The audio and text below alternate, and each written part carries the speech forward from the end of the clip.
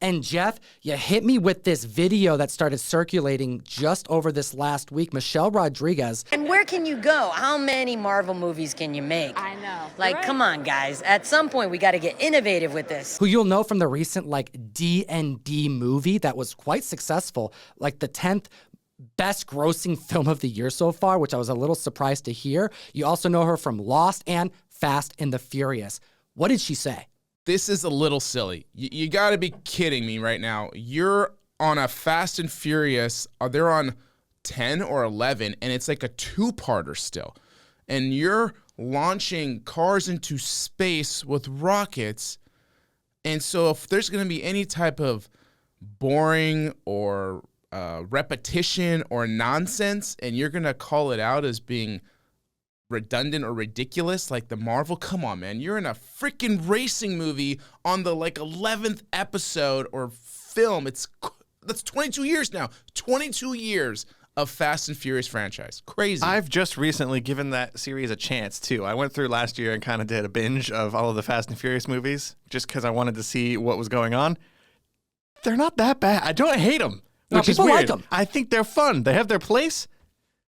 Just, you can't come from those movies and critique the Marvel movies for being too samey or needing to take risks because, I don't know, there's some cringe-worthy moments in the Fast and the Furious movies too. It's like a guilty pleasure. You're enjoying it. We're not saying it's top-notch film, all right? Just like MCU isn't top-notch film, but it's still entertaining for groups of people. Well, we have Comic Butch gracing us with his presence today on the show. Hit the like button for this Comic Gato.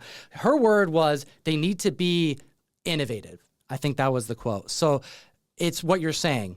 It's become derivative. There's too much. But I do find it intriguing. I didn't put that two and two together, that she's coming hot off the heels of the Fast and the Furious franchise. I want to know what the community thinks about that. But separately, this is a conversation that we brought to the mic from the community's angle, because, hey, if comics aren't performing as well, that's typically an indicator that at least the core fan base may not be as interested in what's happening on the screen. But we've also heard from major directors, A-listers who've complained about Marvel movies, some suggesting that they're not even real works of art as many people would describe them as. Whatever. Everyone's got their opinion. But I think it's all about this lack of general interest, because nothing is quite as special as it's been as far as when you compare it to prior phases. I mean, I think people still complain. Even in the prior phases, they were just getting burnt out about repetition of superheroes for as many years as they did.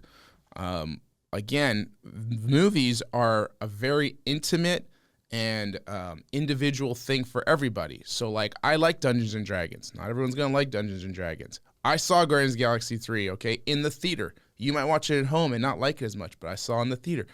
I mean, everyone, like I said, is going to have an opinion.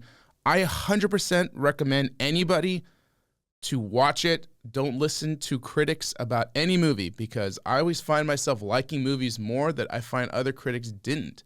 So I don't hold those books at a high standard, but that's not what I'm doing to go see a movie. When I go see a movie, I want to be entertained. So am I going to be entertained? Yes, I will be entertained. So that's my goal when I go see a movie. I'm not looking for a life-changing event or for me to shed tears or whatever some of these critics expect from this movie or any movie.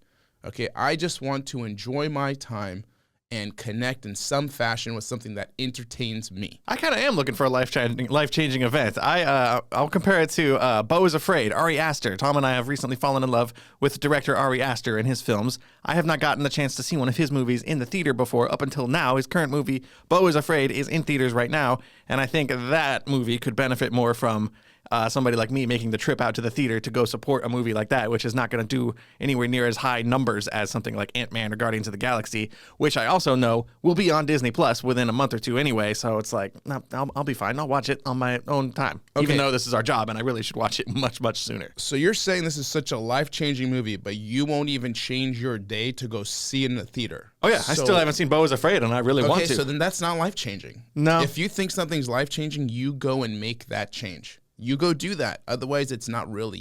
You're saying that it is, but you're not giving the actions for that. So for me, if you're not going to, actions speak louder than words. So it's cool to say that, but you got to get off your butt and go see it and then tell me Did that change your life, Ryan? Well, there's also this like aspect of, I don't want to call it laziness, but like maybe it being a little lackadaisical. Going to a film at a theater isn't as exciting to me as it once was, especially when we just got through pandemic and saw so many movies at home.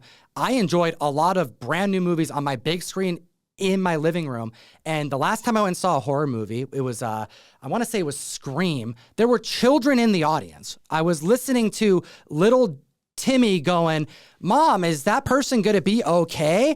You know, they just got gutted with a knife. Like, it's just not as like enjoyable of an experience on average. And that could just be my area or, you know, the town that I live in. Who knows? But I just don't have the same type of fun that I used to have when I was younger, maybe because I want to have more of a controlled space. And this is our job now. This is my job now. So if I'm going to go take time out to watch something, I can either go to a movie theater and sit in the dark and put my 100% focus on a movie, or I can binge watch Star Wars Rebels, which I really need to do, and I am currently halfway through right now, while getting work done on other parts of my job that I have to do also. So it's a give and a take for me. Man, it's all theater for me. The only way I can focus on a show by itself right now in a movie is in a movie theater. But my phone has to be off. I have to be in the dark, and I need to watch it. If I'm at home, I'm hearing what's going on, but I don't feel like I'm giving that full attention. I know I'm not giving it full attention. Who am I kidding? I have my phone near me. I'm generally going to be listening.